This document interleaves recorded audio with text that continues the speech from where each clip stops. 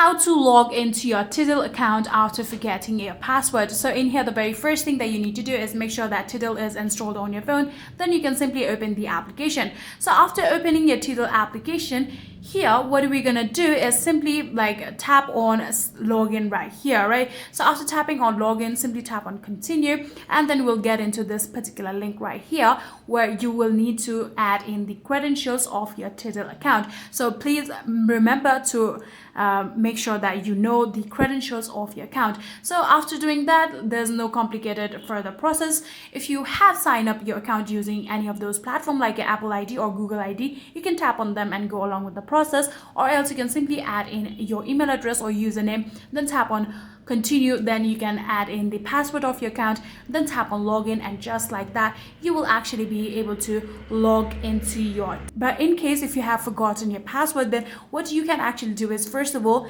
the least that you need to do is remember your email address or your username, and then tap on continue. And when there is the option of adding down the password, you can actually get the option of forgot your password under the box. All you need to do is tap on it, and then you can actually write in your email address, then you can tap on continue.